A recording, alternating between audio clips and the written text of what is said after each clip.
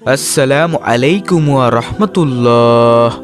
ঘরে প্রবেশের সময় সূরা ইখলাসের গোপন এই আমলটি করুন। ইনশাআল্লাহ আল্লাহ তাআলা বিশেষ কিছু পুরস্কার দান করবেন। তার মধ্যে সবচেয়ে উত্তম পুরস্কার হলো আপনার রিজিক অনবরত বাড়তে থাকবে। সুবহানাল্লাহ।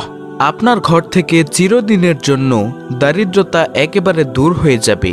প্রিয় দর্শক, আমলটির কথা কিন্তু আমি বানিয়ে বলবো না, স্বয়ং বিশ্বনবী সাল্লাল্লাহু আলাইহি ওয়াসাল্লামের প্রসিদ্ধ হাদিস থেকে ইনশাআল্লাহ বলবো। তাই আমি বিশ্বাস করি যে ব্যক্তি চায় তার ঘর থেকে দারিদ্রতা দূর করে দিতে এবং রিজিকে বরকত আনতে, সে আজকের ভিডিওটি সম্পূর্ণ দেখবে এবং এইখান থেকে উক্ত ইখলাসের আমলটি শিখে পরবর্তীতে সেও এই আমলটি করে তার রিজিককে বাড়িয়ে নিবে ইনশাআল্লাহ। প্রিয় দর্শক, তাই একজন মুমিন অথবা একজন মোমেনা হিসেবে ভিডিওটি আপনাদের জন্য খুবই গুরুত্বপূর্ণ। আজকের ভিডিওতে দুইটি পার্ট আলোচনা করব। প্রথম পার্টে আলোচনা করব সূরা ইখলাসের বিশেষ ফজিলত সম্পর্কে, দ্বিতীয় পার্টে আলোচনা করব সূরা ইখলাসের সেই আমল সম্পর্কে যে আমল রাসূল সাল্লাল্লাহু আলাইহি ওয়াসাল্লাম হাদিসের মধ্যে স্পষ্ট বলেছেন। তাহলে চলুন সর্বপ্রথমে আলোচনা করি সূরা ইখলাসের বিশেষ ফজিলত সম্পর্কে। রাসূল সাল্লাল্লাহু আলাইহি ওয়াসাল্লাম একদিন সমস্ত সাহাবায়ে কেরামদেরকে বললেন, তোমরা আমার কাছে এসে বসো। তখন সমস্ত সাহাবায়ে কেরাম নবী সাল্লাল্লাহু আলাইহি ওয়াসাল্লামের কাছে এসে বসলে তখন নবীজি বলেন, হে সাহাবারা, তোমরা শোনো, যে ব্যক্তি একবার সূরাতুল ইখলাস পাঠ করে আল্লাহ তাআলা পবিত্র কোরআনুল কারীমের 1/3 খতম করার সমপরিমাণ সওয়াব দান করেন। সুবহানাল্লাহ। আর যে ব্যক্তি সূরা ইখলাস 3 বার পাঠ করে আল্লাহ তাআলা পবিত্র কোরআনুল কারীম পুরোপুরি খতম করার সমপরিমাণ সওয়াব তাকে দান করেন। সুবহানাল্লাহ। প্রিয় দর্শক, এর থেকে মুখ্যম কোনো আমল রয়েছে যে আমল করলে কোরআনুল কারীমের খতম করার সওয়াব পাওয়া যায়?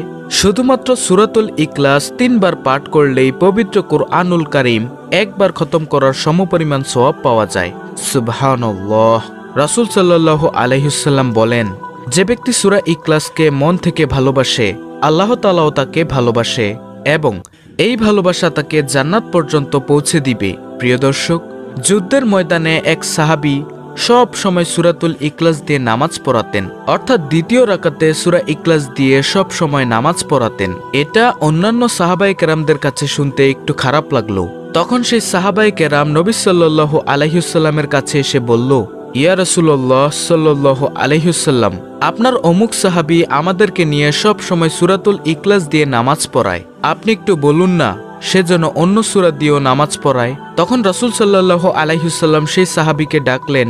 তখন সেই সাহাবী নবীজির কাছে আসলে নবীজি সাল্লাল্লাহু আলাইহি ওয়াসাল্লাম বলেন, হে সাহাবী, তুমি নাকি দ্বিতীয় রাকাতে সব সময় সূরাতুল ইখলাস দিয়ে নামাজ পড়াও? তখন সেই সাহাবী বলল, হ্যাঁ ইয়া রাসূলুল্লাহ সাল্লাল্লাহু আলাইহি ওয়াসাল্লাম। তখন নবীজি বললেন, কেন তুমি এমনটা করো? তখন সেই সাহাবী বলল, হে নবী, আমি এমনটা করি কারণ হলো সূরাতুল ইখলাস আমার কাছে পড়তে ভালো লাগে, সূরাতুল ইখলাসকে আমি অনেক মহব্বত করি। তখন রাসূল সাল্লাল্লাহু আলাইহি ওয়াসাল্লাম বললেন, তুমি কি সত্যি বলছো? তখন সেই সাহাবী বলল, হ্যাঁ ইয়া রাসূলুল্লাহ সাল্লাল্লাহু আলাইহি ওয়াসাল্লাম। তখন নবীজি বলেন, তোমার কথা যদি সত্যি হয় জেনে রাখো হে সাহাবী, এই সূরাতুল ইখলাসকে যে ব্যক্তি ভালোবাসে তাকে আল্লাহ তাআলাও ভালোবাসে, আর এই ভালোবাসা তোমাকে জান্নাত পর্যন্ত পৌঁছে দিবে। সুবহানাল্লাহ। অন্য একজন সাহাবী এসে নবীজির দরবারে বলল, হে আল্লাহর রাসূল সাল্লাল্লাহু আলাইহি ওয়াসাল্লাম, আমি সূরাতুল ইখলাসকে অনেক ভালোবাসি। তখন নবীজি সাথে সাথে বললেন, তোমাকেও আল্লাহ তাআলা ভালোবাসেন। আল্লাহু আকবার।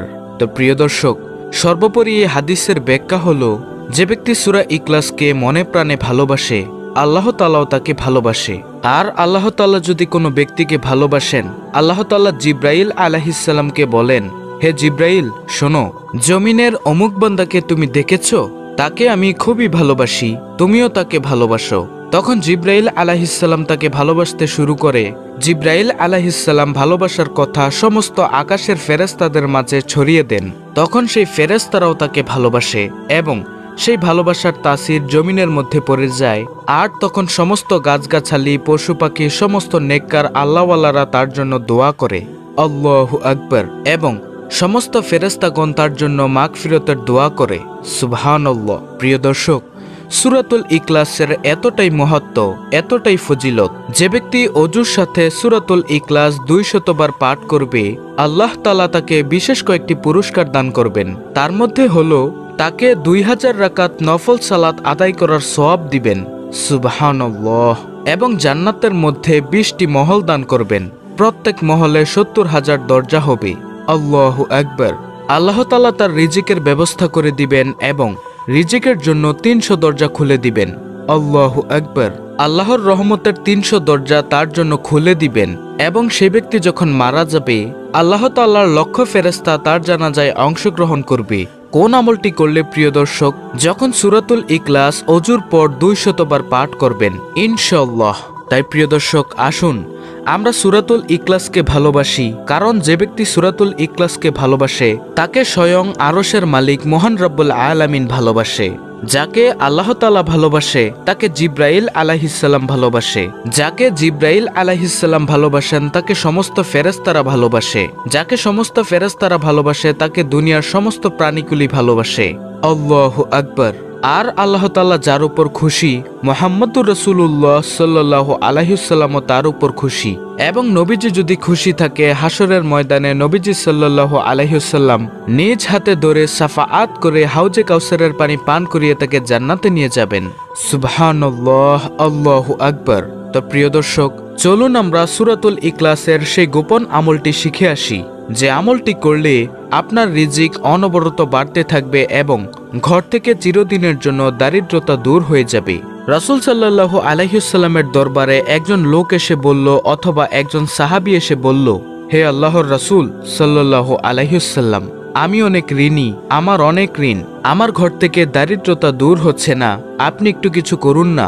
তখন রাসূল সাল্লাল্লাহু আলাইহি ওয়াসাল্লাম বললেন, শোনো সাহাবী, তুমি যখন বাড়িতে প্রবেশ করবে তখন সালাম দিয়ে প্রবেশ করবে এবং সূরাতুল ইখলাস পাঠ করবে, এতে করে তোমার ঘর থেকে দারিদ্রতা দূর হয়ে যাবে।